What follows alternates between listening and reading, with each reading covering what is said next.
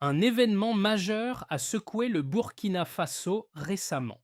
Ibrahim Traoré, le capitaine du pays, fait face à une menace croissante, non pas venue de l'extérieur, mais d'un complot interne visant à renverser son autorité. Ce n'est pas seulement une lutte pour le pouvoir, mais un défi direct à son projet de souveraineté et d'indépendance pour l'Afrique. Le complot en question pourrait marquer un tournant décisif pour la nation et au-delà pour toute l'Afrique. Que représente vraiment ce complot et quelles en seront les répercussions sur l'avenir de la souveraineté africaine? Ibrahim Traoré, depuis sa prise de pouvoir, a incarné l'espoir d'une Afrique autonome, libérée de l'emprise des puissances extérieures. Mais aujourd'hui, son leadership est directement menacé par des forces internes déterminées à le renverser. Les enjeux sont clairs, la survie du Burkina Faso en tant que nation souveraine, indépendante des dictats étrangers, est en jeu. Si Traoré tombe, cela pourrait remettre en question des années de lutte pour la dignité africaine. Le complot qui vise à abattre Ibrahim Traoré n'est pas seulement un coup d'État, mais une tentative de remettre en question tout ce qu'il représente. Cela pourrait déclencher une nouvelle vague de répression contre la souveraineté africaine. Pourtant, cette histoire ne fait que commencer. À mesure que les détails du complot se révèlent, il devient évident que ce qui se cache derrière est bien plus vaste que prévu. Le destin de tout un continent pourrait être bouleversé. Récemment, un complot d'une ampleur considérable a été révélé visant à renverser le gouvernement d'Ibrahim Traoré. Ce complot, que certains qualifient d'attaque interne, est beaucoup plus qu'une simple tentative de coup d'État. Il a des racines profondes, liées à l'influence étrangère et aux enjeux géopolitiques complexes de l'Afrique. Le plan des conspirateurs était précis et bien orchestré. Les détails qui ont été rendus publics révèlent un réseau vaste de complicité au sein du gouvernement, de l'armée et même dans des cercles internationaux. Selon les informations, l'une des premières cibles des conspirateurs était Ibrahim Traoré et un assassin a été désigné pour l'éliminer dans les jours à venir. Mais pourquoi Traoré? Pourquoi ce leader africain alors que de nombreux autres dans le monde sont prêts à céder sous la pression extérieure? La réponse réside dans ses choix audacieux pour l'indépendance de son pays et de l'Afrique en général. Traoré a défendu une vision claire d'autosuffisance, rejetant les diktats des puissances coloniales et des organisations internationales. Cette approche lui a valu de nombreux ennemis parmi ceux qui profitent de la dépendance économique et politique de l'Afrique. Ce complot ne se limite pas à l'élimination d'un homme, mais à un rejet total de la volonté du peuple burkinabé de se gouverner sans ingérence étrangère. En effet, les forces extérieures, et en particulier les anciennes puissances coloniales, voient d'un mauvais œil cette montée en puissance d'une Afrique souveraine. Il est important de comprendre que cet événement est symptomatique d'une lutte bien plus vaste qui oppose les forces de la liberté et de la soumission. Le complot vise à déstabiliser non seulement Traoré, mais aussi le mouvement panafricain qui prend de l'ampleur dans toute la région du Sahel et au-delà. Ibrahim Traoré, capitaine du Burkina Faso, est un leader déterminé qui a su se faire un nom sur la scène internationale. Bien qu'il soit jeune, il incarne une vision radicale de l'indépendance africaine qui résonne profondément dans la région du Sahel. Son ascension au pouvoir, après avoir renversé l'ancien président, a été marquée par un rejet catégorique des influences extérieures, notamment celles des puissances occidentales et des organisations internationales. Il a été perçu comme un espoir pour un Burkina Faso libre de ses choix, capable de redéfinir son avenir économique et politique sans ingérence. Cependant, la situation a rapidement changé. Dès qu'il a pris le pouvoir, notre Traoré a vu sa position attaquée à la fois par des ennemis internes et externes. Parmi les plus importants se trouvent avec les anciennes élites politiques du pays, ainsi que des factions militaires mécontentes de son approche. Le complot contre lui n'est pas un simple coup d'État, mais un signe d'un retour en force de ceux qui souhaitent maintenir la situation de dépendance du pays aux grandes puissances. Ces forces sont prêtes à tout pour écarter un homme qui dérange l'ordre établi. Les effets immédiats de cette tentative de renversement se sont fait sentir dans tout le pays. Le peuple burkinabé, longtemps laissé à l'abandon, commence à se réveiller et à se solidariser autour de Traoré.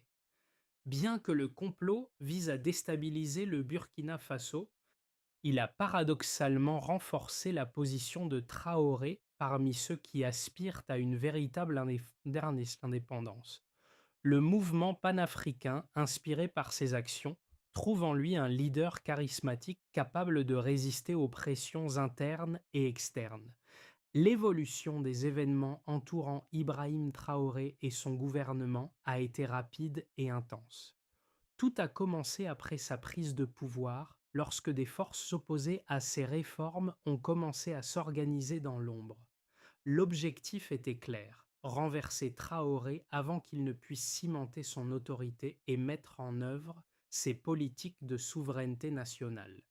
Un complot interne a donc été monté, impliquant des militaires mécontents, des membres de l'élite politique ancienne et des acteurs extérieurs cherchant à maintenir le statu quo. Les premières informations sur ce complot ont été révélées par un membre de l'armée, un informateur, qui a mis en lumière les détails des plans de renversement. Selon les sources, la date initialement fixée pour l'attaque était le 3 janvier 2026. Un assassinat ciblé de Traoré devait ouvrir la voie à un coup d'État plus large, visant à déstabiliser complètement le gouvernement en place.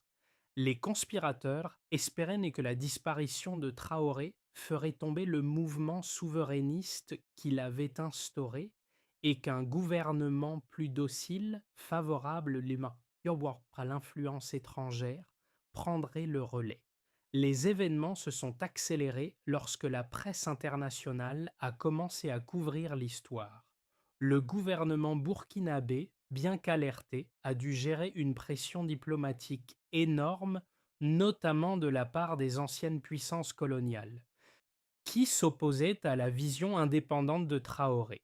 En réponse à cette menace, le gouvernement a pris des mesures immédiates pour protéger les institutions nationales, renforcer la sécurité des infrastructures critiques et sécuriser les frontières.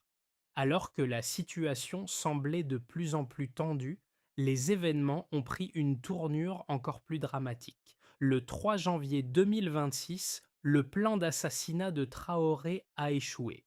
L'attentat a été déjoué grâce à un coup de maître des services de renseignement burkinabés. Mais, bien loin de calmer les tensions, cet échec a renforcé la détermination des conspirateurs à mener leur coup d'État coûte que coûte. Ce fut un moment décisif. L'armée, qui avait déjà été divisée par des factions pro et anti-Traoré, s'est retrouvée au cœur d'un conflit de loyauté. Les militaires pro-Traoré ont intensifié leur soutien au capitaine, convaincus que le pays devait rester fidèle à sa ligne de conduite souverainiste. Le lendemain de cet échec, les autorités ont lancé une série d'arrestations visant à démanteler les réseaux responsables de l'attentat. Les arrestations ont mis à jour de nombreux liens avec des groupes extérieurs, notamment des mercenaires et des financiers ayant des connexions avec des gouvernements étrangers. Ces informations ont choqué la population, renforçant l'idée que ce complot n'était pas simplement une rébellion interne, mais une tentative de déstabiliser un gouvernement qui ose défier l'ordre mondial établi.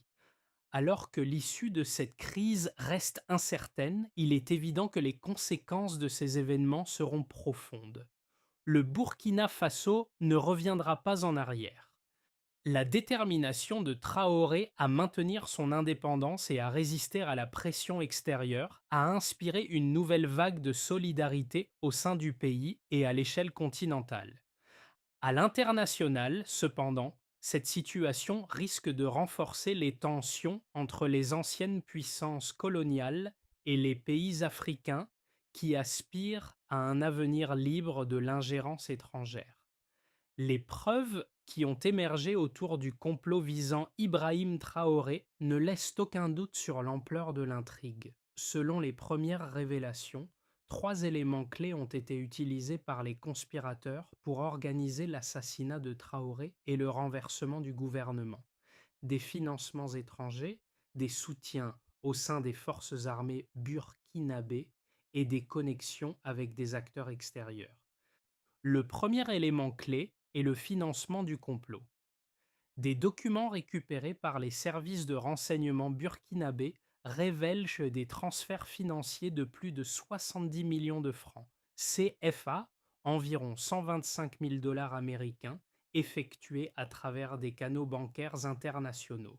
Ces fonds ont été acheminés via des intermédiaires et leur destination finale était de financer l'achat d'armements et de matériel militaire pour les forces de l'opposition au sein du pays. L'un des principaux intermédiaires identifiés dans ce réseau de financement est un homme d'affaires basé en Côte d'Ivoire, qui aurait été en contact direct avec des personnalités influentes à Paris et Bruxelles. Cette preuve a été un élément déterminant pour prouver que le complot avait des ramifications internationales et n'était pas seulement une question interne. Le deuxième élément est la participation des forces armées. Des membres de l'armée burkinabé, particulièrement ceux proches de l'ancien président déchu, ont été identifiés comme faisant partie du réseau de complot. Des témoins ont rapporté que ces militaires avaient été chargés de coordonner l'assassinat de Traoré et de prendre le contrôle des principaux points stratégiques du pays, comme les centres de commandement militaire et les infrastructures vitales. Cependant, le fait que le complot ait été largement infiltré par des agents fidèles à Traoré a conduit à son échec prématuré. L'interception d'une communication cryptée entre les conspirateurs a permis d'identifier une dizaine de hauts responsables militaires impliqués, qui ont tous été arrêtés après l'échec de l'attentat. Troisièmement, et les connexions internationales ont joué un rôle crucial dans ce complot. Plusieurs sources ont révélé que les conspirateurs avaient reçu un soutien logistique et des formations à l'étranger, notamment de la part d'anciens mercenaires ayant servi dans d'autres conflits en Afrique de l'Ouest. L'utilisation de drones de surveillance qui avaient été introduits dans le pays dans le cadre de programmes de coopération militaire avec des puissances étrangères a également été un facteur clé dans la planification de l'assassinat. Ces drones étaient donc destinés à surveiller Traoré et ses déplacements, et une fois l'attentat lancé, ils auraient permis de fournir des images en temps réel pour évaluer la situation. Les chiffres concernant les financements et les arrestations sont choquants. À ce jour, 27 personnes ont été arrêtées, dont 12 militaires et 7 civils impliqués dans le financement du complot. Des comptes bancaires liés à ces conspirateurs ont été saisis et les fonds ont été gérés pour financer les opérations de déstabilisation. L'enquête en cours continue d'exposer de nouveaux éléments et chaque jour, des informations supplémentaires sont révélées, soulignant l'ampleur de l'influence extérieure et des complicités internes qui ont soutenu cette tentative de renversement. Ces éléments de preuve ont non seulement confirmé l'existence du complot, mais ont également révélé une guerre secrète menée contre le Burkina Faso et son gouvernement souverainiste. La transparence de ces enquêtes et la divulgation des preuves alignées sont essentielles pour comprendre l'ampleur de la résistance à la souveraineté africaine et pour remettre en question les actions des puissances extérieures impliquées. Les événements qui se sont déroulés autour du complot contre Ibrahim Traoré ont révélé deux camps opposés, chacun ayant des arguments solides qui méritent d'être entendus. D'un côté, les conspirateurs, soutenus par certains éléments internes et externes, ont revendiqué la nécessité d'un changement de direction politique. De l'autre, Traoré et ses partisans défendent l'idée d'une souveraineté nationale et d'une indépendance vis-à-vis des influences étrangères. Ces deux visions du monde sont en confrontation directe, chacune apportant son propre ensemble d'arguments pour justifier sa position. Les partisans du renversement de Traoré soutiennent que la gouvernance actuelle n'est pas viable à long terme. Ils affirment que les réformes proposées par le capitaine, bien qu'ambitieuses, sont irréalistes et qu'elles pourraient nuire à l'économie du pays, en particulier en ce qui concerne la coopération avec les partenaires étrangers. Selon eux, la rupture avec les anciennes puissances coloniales et les institutions financières mondiales est un pari trop risqué, mettant en danger la stabilité économique et politique du Burkina Faso. Il pointe également du doigt les tensions croissantes au sein de l'armée et les divisions internes comme des signes avant-coureurs d'une instabilité potentiellement catastrophique. De plus, l'isolement du pays sur la scène internationale pourrait entraîner des sanctions économiques sévères et des pressions politiques, menaçant la survie même du gouvernement de Traoré. De l'autre côté, les partisans de Traoré affirment que le pays doit se libérer des chaînes de la dépendance. Ils estiment que les anciennes puissances coloniales, en particulier la France, exercent une influence néfaste sur le développement des nations africaines et que la seule voie viable pour le Burkina Faso est de prendre son destin en main. Selon eux, la souveraineté nationale doit primer sur les relations économiques et diplomatiques traditionnelles. L'idée que le pays puisse prospérer sans dépendre des aides étrangères est au cœur de leur argumentation. En rejetant les influences extérieures, Traoré incarne l'espoir d'une Afrique unie et autonome. Il est capable de contrôler ses propres ressources et de décider de son avenir sans ingérence. Cette confrontation entre les deux camps expose un dilemme difficile.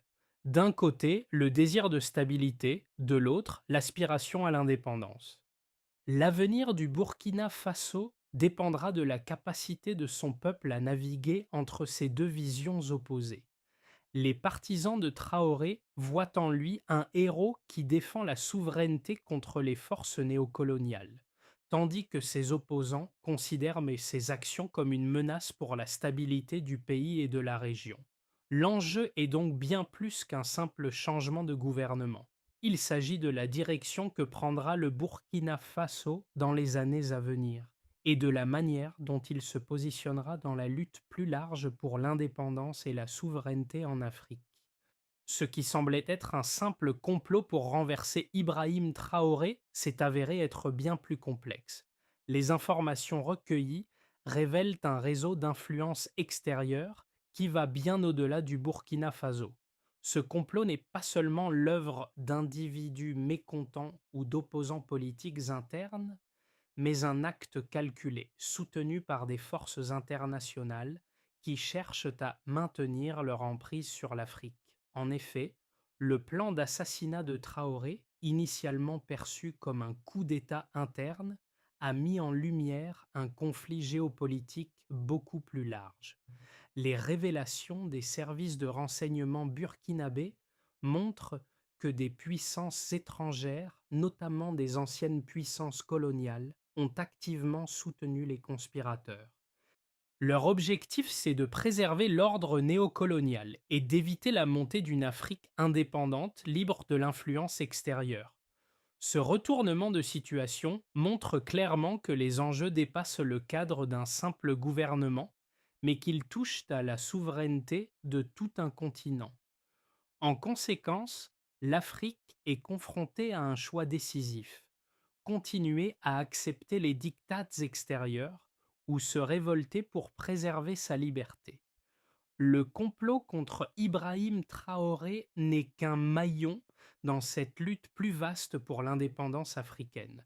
Les événements qui se sont déroulés autour du complot contre Ibrahim Traoré ont des répercussions qui vont bien au-delà du Burkina Faso. Bien que l'assassinat de Traoré ait été déjoué, les conséquences de cette tentative de renversement ont eu un impact profond sur plusieurs niveaux, non seulement pour le pays, mais aussi pour l'ensemble du Sahel et au-delà. Premièrement, sur le plan politique, cette tentative de coup d'État a exacerbé les divisions internes au sein du gouvernement et de l'armée. Les partisans de Traoré, bien que renforcés par l'échec de l'attentat, ont dû faire face à une méfiance accrue au sein de l'armée. Les arrestations massives de militaires et de civils impliqués dans le complot ont plongé le pays dans une période d'incertitude. Les forces loyales au gouvernement, bien qu'en apparence consolidées, sont désormais plus vulnérables aux factions opposées qui continuent à chercher à déstabiliser le pouvoir. Sur le plan régional, le Burkina Faso devient un champ de bataille idéologique. L'idée que le pays puisse réussir à se libérer de l'influence coloniale et de la tutelle économique des puissances occidentales envoie un message fort à d'autres nations du Sahel comme le Mali, le Niger et la Guinée qui se battent elles aussi pour leur souveraineté. Ces événements ont alimenté le sentiment de résistance contre le néocolonialisme et ont renforcé la solidarité entre les nations qui aspirent à l'autodétermination. L'impact économique est également considérable. L'incertitude générée par la tentative de coup d'État a eu des conséquences sur l'économie burkinabé avec une chute significative de la confiance des investisseurs. L'instabilité politique a affecté les relations commerciales, particulièrement avec les pays occidentaux et les entreprises multinationales qui voient dans le Burkina Faso un marché stratégique pour ses ressources naturelles. Cependant, cette instabilité n'a pas totalement effacé les ambitions économiques du gouvernement de Traoré, qui continue de chercher des alliances avec d'autres nations africaines prêtes à soutenir son modèle d'indépendance. Enfin, l'impact sur l'opinion publique a été majeur. Au Burkina Faso, les habitants, longtemps opprimés par les anciennes autorités, ont vu en Traoré un leader capable de lutter pour leur dignité et leur indépendance. L'échec du complot a renforcé cette perception et Traoré bénéficie désormais d'un soutien populaire sans précédent. Cependant, la situation reste fragile, car de nombreux Burkinabés se demandent si leur pays sera capable de surmonter cette épreuve et de sortir de l'ombre de ses anciennes puissances coloniales. À l'échelle internationale, l'échec de ce complot a révélé l'étendue des efforts menés par les puissances étrangères pour maintenir leur influence sur les gouvernements africains. Si cet événement a renforcé la position de Traoré, il a également mis en lumière la résistance farouche de ceux qui ne veulent pas voir un continent africain véritablement autonome. Ces tensions ne disparaîtront pas rapidement. Au contraire, elles risquent de se renforcer à mesure que l'Afrique se bat pour sa souveraineté. Le Burkina Faso, après l'échec du complot contre Ibrahim Traoré, se trouve à un carrefour critique. Trois scénarios peuvent se dessiner pour le pays au cours des 6 à 12 prochains mois, chacun ayant des implications profondes pour l'avenir de la nation et de la région. Dans un scénario de base, Traoré réussit à maintenir son pouvoir, renforçant ainsi la souveraineté du pays face aux pressions internes et externes. Dans ce scénario, le gouvernement de Traoré parvient à stabiliser la situation politique après l'échec du complot. Les arrestations des conspirateurs internes permettent de nettoyer les rangs militaires et politiques, renforçant ainsi la cohésion autour du gouvernement. En parallèle, le soutien populaire envers Traoré se renforce, en particulier parmi les jeunes générations qui voient en lui un modèle de résistance contre le néocolonialisme. L'économie, bien que mise à mal par l'instabilité, commence à se redresser grâce à de nouvelles alliances avec d'autres nations africaines et des investissements régionaux. L'isolement international du pays persiste, mais la détermination de Traoré à préserver la souveraineté nationale lui permet de maintenir une position de force sur la scène régionale. Dans un scénario optimiste, le Burkina Faso devient un modèle de souveraineté africaine attirant l'attention et le soutien de plus en plus de pays du continent. Dans ce scénario, l'échec du complot renforce non seulement la position de Traoré, mais aussi celle de la région du Sahel, qui s'unifie autour de l'idée de l'autodétermination. Le pays signe des accords bilatéraux avec des voisins comme le Mali et le Niger, consolidant ainsi un bloc panafricain économique et militaire. Cette union pourrait se traduire par une politique commune visant à protéger l'indépendance du Sahel contre les ingérences extérieures. Les anciennes puissances coloniales, qui ont tenté de maintenir leur influence dans la région, sont confrontées à une résistance de plus en plus forte et coordonnée. Sur le plan économique, le Burkina Faso bénéficie d'un soutien accru de la part de pays africains partenaires, et le pays commence à exploiter pleinement ses ressources naturelles pour son développement. Dans un scénario pessimiste, l'instabilité politique et l'opposition interne à Traoré finissent par l'emporter, et le Burkina Faso sombre dans une guerre civile ou un nouveau coup d'État. Ce scénario représente la situation la plus sombre pour le pays, où les forces opposées à Traoré réussissent à le renverser. Après l'échec de l'attentat, ces factions réorganisent leurs efforts et parviennent à rassembler assez de soutien pour évincer le capitaine du pouvoir. Le pays tombe alors dans une instabilité prolongée avec des rivalités internes qui s'intensifient. Cette situation serait exacerbée par la pression internationale des anciennes puissances coloniales, prêtes à soutenir des forces favorables à un retour à un système politique plus favorable à leurs intérêts. L'économie du pays s'effondre davantage avec des sanctions économiques internationales et un isolement croissant. Le Sahel, déjà fragilisé par des conflits multiples, voit une détérioration de la sécurité et une escalade des violences. Dans tous ces scénarios, le rôle d'Ibrahim Traoré reste crucial. Si le pays parvient à surmonter cette épreuve, il pourrait devenir un symbole puissant de résistance et de souveraineté en Afrique. Cependant, les défis sont immenses et la route vers la stabilité et l'indépendance sera semée d'embûches. L'histoire de l'assassinat manqué d'Ibrahim Traoré et les événements qui ont suivi ne sont pas seulement pertinentes pour le Burkina Faso, mais touchent l'ensemble du continent africain. Pour chaque Africain qui regarde, cette lutte symbolise bien plus que la survie d'un seul homme ou d'un seul gouvernement. Elle incarne la résistance contre des forces extérieures qui cherchent à maintenir l'Afrique dans un état de dépendance. Que vous soyez au Burkina Faso, en Afrique de l'Ouest ou ailleurs sur le continent, l'écho de cet affrontement résonne profondément. La question à laquelle nous devons tous répondre est: quel genre de futur voulons-nous pour l'Afrique?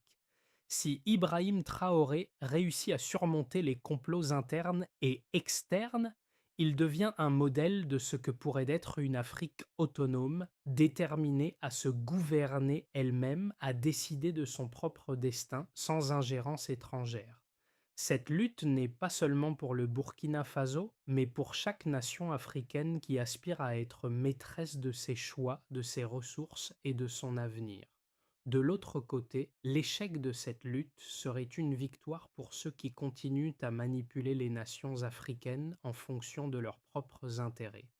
Mais en cette époque d'éveil, chaque Africain doit se demander s'il est prêt à se contenter de la soumission ou s'il préfère se lever pour la souveraineté, pour l'avenir de ses enfants et de ses peuples. Si nous choisissons de soutenir des leaders comme Traoré, nous affirmons que l'Afrique mérite de vivre en toute indépendance, loin des chaînes du passé.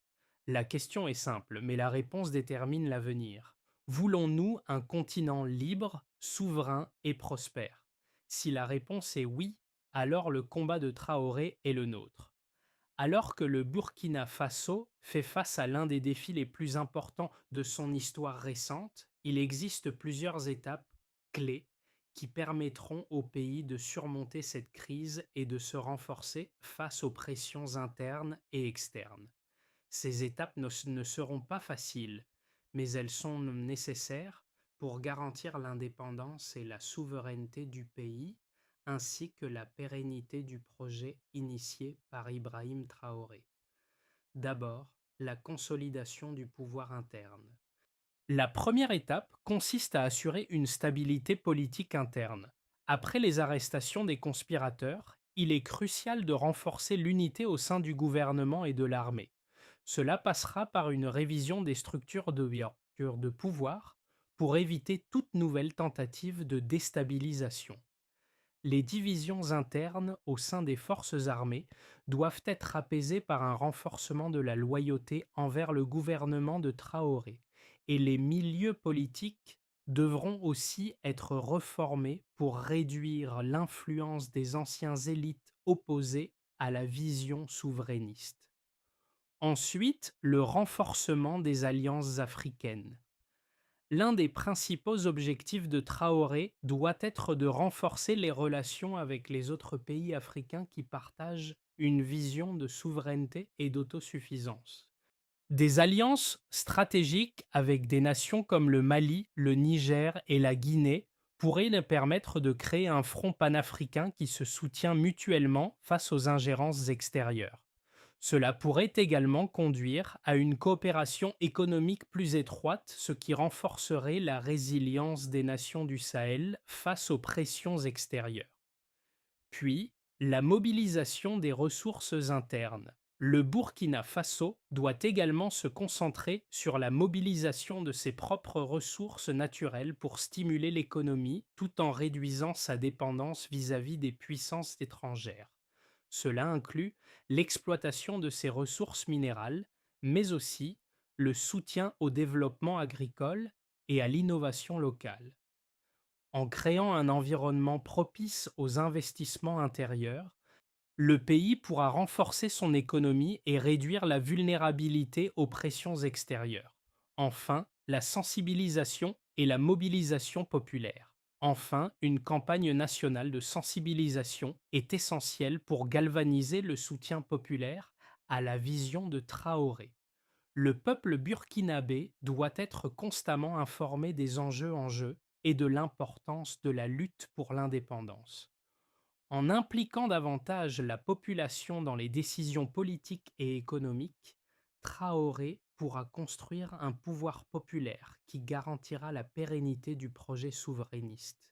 Ces étapes sont interconnectées et doivent être mises en œuvre de manière cohérente et continue pour garantir un avenir libre et prospère pour le Burkina Faso. Le parcours d'Ibrahim Traoré, au-delà de ses actions politiques, est un symbole de la lutte pour l'indépendance de l'Afrique. Dans ce contexte, chaque étape de sa montée au pouvoir a été marquée par des sacrifices et des moments de grande tension, non seulement pour lui, mais pour tout le peuple burkinabé. Son engagement a transcendé le cadre national pour devenir une représentation de la résistance continentale contre le néocolonialisme. Il ne s'agit pas simplement de la survie d'un leader, mais de la sauvegarde d'un modèle. Le Burkina Faso, sous la direction de Traoré, représente l'espoir d'une Afrique libérée, une Afrique qui choisit de se gouverner elle-même loin des chaînes de l'histoire coloniale. Chaque obstacle qu'il a surmonté, chaque tentative de le faire tomber, réaffirme ce message fort. L'Afrique doit être maîtresse de son destin, en se souvenant de ces moments décisifs où le pays a failli être arraché à son rêve d'indépendance. Nous comprenons qu'il ne s'agit pas seulement de protéger un gouvernement, mais de protéger une vision partagée par des millions de voix à travers le continent. Le combat de Traoré n'est pas le sien seul. Il appartient à chaque Africain qui rêve de liberté et de souveraineté. L'avenir du Burkina Faso et de l'Afrique est en jeu.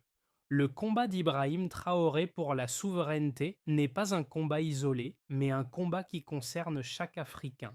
Il est essentiel que nous, en tant que peuple, soutenions cette vision de l'indépendance et de l'autodétermination. Ce n'est pas seulement une lutte pour un pays, mais pour l'ensemble du continent, pour son avenir, pour ses ressources, pour sa dignité. À chaque étape de ce processus, l'unité est la clé. Il est temps pour nous tous de réfléchir à la place que nous voulons occuper dans cette grande histoire de l'Afrique. Voulez-vous être un spectateur ou un acteur du changement? Le soutien à Ibrahim Traoré et à ses réformes est plus qu'un acte de solidarité, c'est un engagement envers un avenir plus juste, plus libre et plus prospère pour tous. Nous devons nous rappeler que chaque décision que nous prenons aujourd'hui aura des conséquences pour les générations futures. Il est temps de choisir le côté de l'histoire où nous voulons nous trouver. Ensemble, soutenons l'indépendance, soutenons le Burkina Faso, soutenons l'Afrique.